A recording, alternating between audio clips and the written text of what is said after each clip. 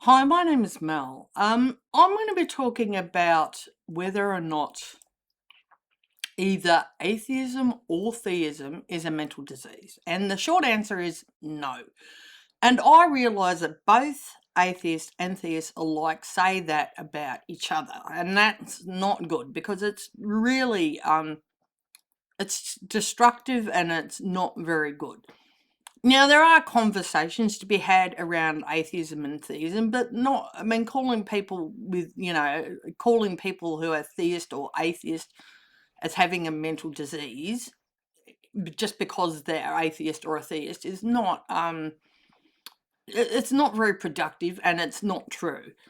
Because medical, psychological, and psychiatric works, such as the Diagnostics and Statistical Manual of Mental Disorders, or DSM, the World Health Organization International Classifications of Obesities categorize both positions as normal variations of human cognition, philosophy, and cultural identity. Because atheists, people who don't believe in God, however strongly, and like they can say, I just don't accept the God belief, or I don't know, which includes agnosticism.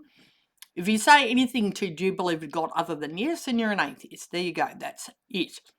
All right. I don't believe any gods exist. How confident? I don't know. It's going to depend on the claim. All right. But if someone does believe in a god or gods, okay. I mean, I'd like to know what convinced them because maybe they're right, maybe they're not. But conversations around this we can't be sort of going into this territory of mental illness.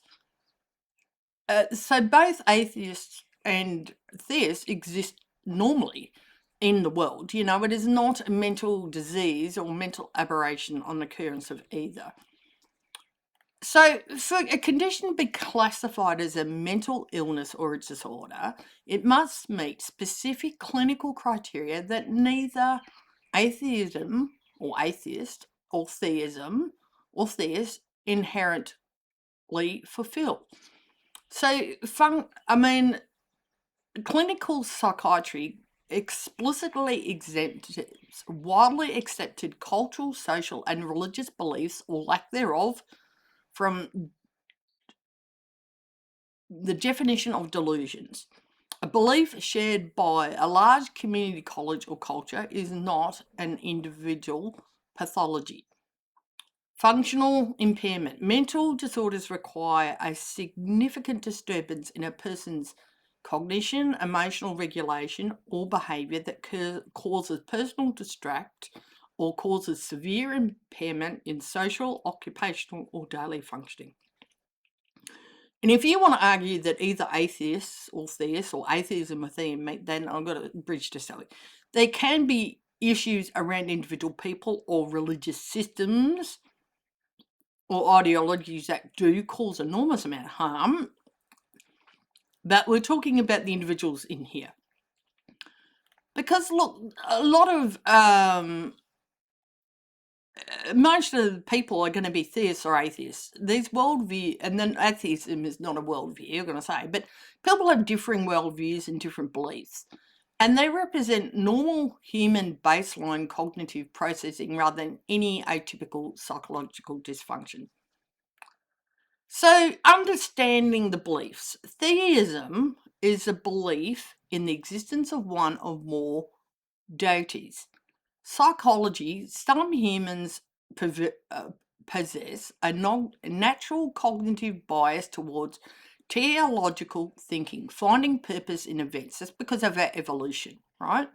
And hyperactive agency detection, the tendency to presume an intentional agent behind natural consequences and occurrences, okay? These are evolutionary mechanisms, not an illness. Atheism is just a lack of, or an absence of belief in the existence of deities. You can have, there's all just, I strongly believe there are no gods, but some people just don't lack the belief in a god. They're not that sort of more to my position. And like both can be supported, I believe. But psychologically and philosophy, it relies on, and a lot analytical reasoning, skepticism, empirical verification, amongst other things. It's a philosophical stance on metaphysics and epistemology, not a cognitive defect. And it's an absence of belief, because people are not convinced that there's a God or gods because the evidence they've been shown has not been sufficient. And I don't think you choose to believe. I don't know what would convince me. I've got no idea. And I don't think I would know what stops convincing you to believe in a God if you do, because I don't know that either, and you might not know. Okay, you probably don't know. And I mean, and it's not even I don't even have that as my goal here. I am an atheist, but I don't have my goal for people to stop believing in a God. I mean, I don't even think I could reach that goal even if I wanted to have the goal, and I don't. But I just want us to have a better understanding and communication amongst ourselves, and a better way of understanding and solutions to the world. So the intersection with mental health. While neither atheism or theism is a disease, individual expressions of beliefs, any beliefs, can interact with a person's mental health status in different ways. I mean, that much is obvious. So while healthy theism can be entirely non-pathological, individuals experiencing separate severe psychiatric conditions like schizophrenia or bipolar mania may experience acute religious delusions or auditory hallucinations, and frequently they do experience them. The root cause is the underlying psychotic disorder, not necessarily the religion itself, although that can, unfortunately, sometimes is played into. Not always, but it can be, all right? But this is a case of like people can have variety degrees of mental health disorders. And of course, the world around them helps, interact with these people's mental health disorders, and whether you're atheist or a theist for that matter. So rapid transitions between theism and atheism, such as losing one's faith or leaving a high control religious community, can sometimes cause secondary mental health challenges, including existential anxiety, depression, or social isolation. And look, this is why we've got to build better secular social mechanisms for people who don't want to do the whole religious thing, or don't want to be part of a particular religion or a faith, or can't be, or because I don't know if that's a choice. But we've also got to do our thing to try and help people dealing with anxiety, depression, or social isolation for whatever reason. Psychological buffers. There are some studies compiled by platforms like PubMed demonstrate that both established theists and positive atheists can experience high levels of mental well-being, though they draw their psychological resilience from different sources. Theists from communities and divine purpose, atheists from secular logic, science, and self-agency. Although increasingly secular communities are growing, and I think we need to work way more on secular communities. Now, if religious communities for you, good for you. I mean, I couldn't be happier. I wouldn't join one because being gender fluid and quite honestly strange, awkward, and weird, not because I'm gender fluid, just because I am. I would not feel welcome, and I wouldn't go because I don't believe in a God. I don't believe in doing your thing. I mean, if you want to do it, okay. I do have issues about religion's basis of like treating LGBTQIA and women specifically, because they're almost uniformly bigoted. But that's a whole different point to what this discussion is about. And I think this is really important, that I understand there's been multiple people on multiple sides of this who have not necessarily done the right thing here. And I think because theism has largely been the more popular for a long time belief, I guess, that it was conceived that atheists were somehow abnormal, immoral. And I think a lot of atheists come out and talk, because there's a definite prejudice and bigotry against atheists. Quite a few countries have got laws against our very existence. And that's quite honestly disgusting and disturbing, and you should think it's disgusting and disturbing. There's quite a lot of countries that have got theocratic or theocracies as control, like as in how they govern, and that is also very disturbing and quite honestly very harmful for all them. Now, if there is some sort of god or gods, then it or they do not want us to know them. I mean, divine hiddenness is the thing. I mean, anything you say about a god, I'm going to say, how do you know? You can't point to anything that's falsifiable, testable in any measurable way. I don't want you pointing to your holy books. I've read them. And, like, I'm not going to give you my opinion of that here, but I don't think a lot of them. I've read them quite a few times, and quite honestly, I find them to be against human benefit. I don't find them to be beneficial towards humans. I think to be anti-human. I think anti-realistic too. I think they cause an awful lot of bigotry and harm. Now, people do practice their religions in different ways. Some more accepted, and some a lot more progressive than others. And I am on the side of progressive religious people who are supporting of LGBTQIA, supporting of women. I'm supporting of anyone, whether secular, religious, or whatever, who actually help people. I don't mean go trying to do, force people to be a gender or sex that you think they should be, because that is actively harmful. I don't talk about passing laws against gay and trans people, because that is harmful. I'm talking about you go and change systems, or you go and feed the poor without making them feel guilty or bad for being poor. Okay, it's not because they are lazy or whatever. People are poor because our systems are inherently broken. All right, we go out and help the people whose voices can't be heard.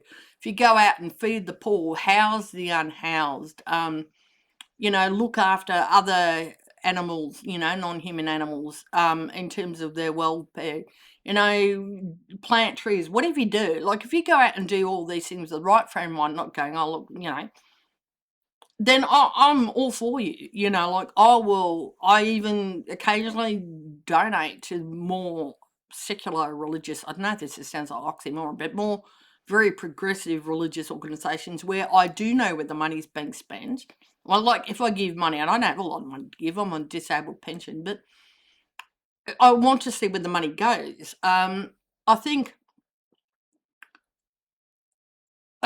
it's really vital that all 8 billion plus of us share a planet. Our behaviour affects each other. All humans biologically are interrelated, however distantly we are. We are related to every other life on Earth. We just are. I mean, whether you accept it or not is beside the point. It's just true. We are not here in isolation, and there's all this control and domination, and let's just exploit resources like it doesn't matter. It does. It affects us. It affects other life. I mean, we rely on every other life form for food, for water often, for shelter, for clothing, for a lot of different things, right? Also, balanced ecosystems are vital for us and everything else. So we are not here in isolation. We're not the only species that matter. And we're not the only people that matter. Like, I mean, no, sometimes it's very hard, but we've got to start seeing the world as a community, as a one big family. And we've got to stop all this ethnic, bloomin', religious, whatever and else conflicts before, like, we end up doing something that like, already climate change is making devastating impacts. Roughly 26,000 people die every day of starvation-related causes, and that's ridiculous. So how do we start addressing? I mean, I think capitalism's got to go. I'm not a fan of it because it only helps the wealthy and the rich. It does not help most lower class or anything people. It doesn't help the poor. A lot of countries are screwed over by, the more wealthier ones. I think we've got to get rid of capitalism. We've got to start doing things in a much fairer, equitable way. And, like AI, like, while it can be used for some good, it currently isn't in general. It's not being used for good, and it's got a lot of problems. I think we're going to see it blow up in all of our faces in multiple ways. I mean, on the stock market, they are putting in so much money into AI that I don't think they're ever going to recoup. I don't see it's possible. I mean, I'm talking trillions of dollars. It's ridiculous. The money we spend on military alone would feed pretty much everybody on earth. I mean, like, and you look at like the very rich of the world, they've got more than enough money individually and between them to feed and house just about everybody on the planet. I mean, so we have got to we need to start looking urgently as a case of how do we get around this. Now, my stance on, being a left-leaning democratic socialist or social democrat or whatever, however you want. I'm not Democrat in terms of what Americans think of Democrat. I'm for social democracy, but I mean, there's problems with that too.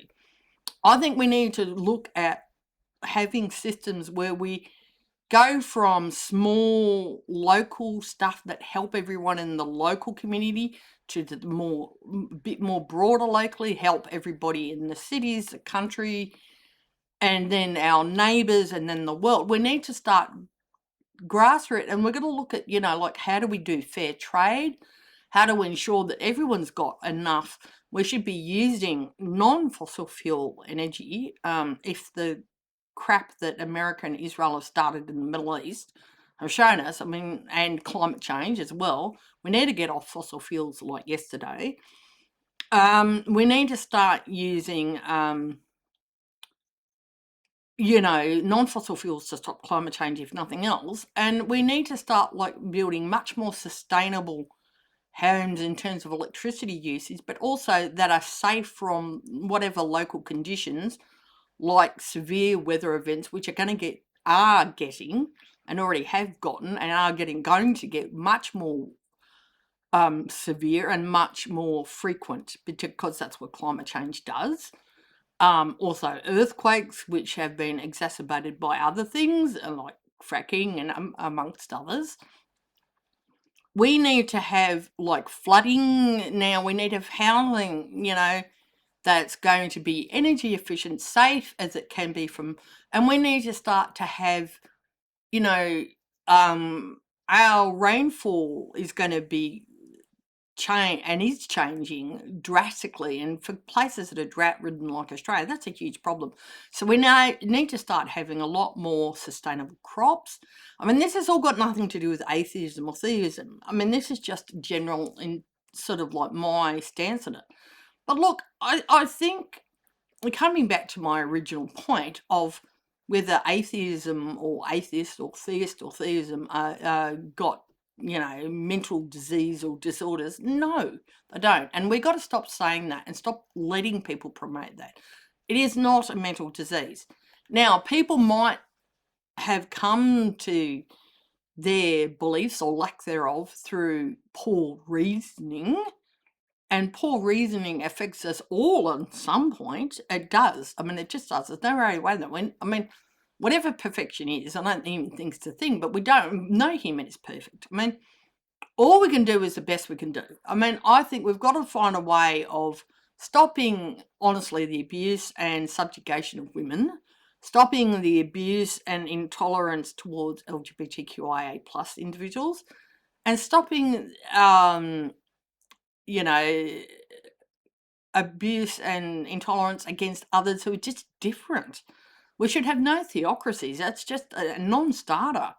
I honestly think if you cannot run a religion that only can have men in control or whatever, and can't have women in there and as equal in control and other people in control, and be welcoming and non-judgmental and whatever of LGBTQIA, then you don't deserve to be a religion. Why should you too frequently religion or any other ideology for that matter is used as bigotry. And I think we've got to avoid that. So look, please stop with all the mental disorders and stuff about atheists or theists. It is not helpful. It's not true. And I don't think it aids anyone. So this is just me, because I saw something like of a theist claiming that this is about atheists, but I've seen atheists claim about theists, and I don't like it then either. So look, all sides stop doing it. It's not true, and it's really, I'm a person, and this is not why I'm an atheist again. I do have mental health problems for a variety of number of reasons I'm not going to go into. I do take medication, I do get counselling, I do changes in meditation to try and take as best care of myself I can. Okay, so people like me who do have mental health issues do not deserve to be lambasted like, you know, like, or, we're bad or we're all going to go out and commit horrific crimes. A lot of people with mental health issues are not dangerous. I mean, majority of us are not dangerous. In fact, we suffer far more as victims of crime than we commit them. And I think if you don't have any mental health issues or haven't been diagnosed, I don't know of anybody actually that doesn't have any mental health issues, quite honestly. You might think you don't, but I'm pretty sure you do. But like, if you haven't been diagnosed or they're not significant enough to be causing you problems, good for you. I can't imagine what that's like. I've been affected for all of my life that I can remember, since a very young child. And I think while medication can help and meditation helps and sort of like positive thinking and like doing the exercise, because I do have a physical disability and I have autism, while they can all help deal, I mean, they aren't a cure, so to speak. Now, would I ever go out and hurt someone else? No. Might I hurt myself? Yeah. Have tried. I'm not going to talk about that more here, but I have tried in the past. That's a whole other conversation, but that has nothing to do with my atheism or lack thereof. I had mental health problems when I was a Christian. Didn't stop them. Okay, so mental health is not someone having mental health issues is not an indication other than they've got mental health issues, and that can be for a number of different causes and reasons. I mean, life is very stressful. Life is hard. People are increasingly socially isolated, and I don't think we're ever meant to be. Anyway, so can we just stop with the whole stop labeling atheism or theism or atheist or theist as mental health disorder or disease? It's not. And be a lot more compassionate towards people with mental health disorders. Can we just do that? That'd be awesome. Thank you.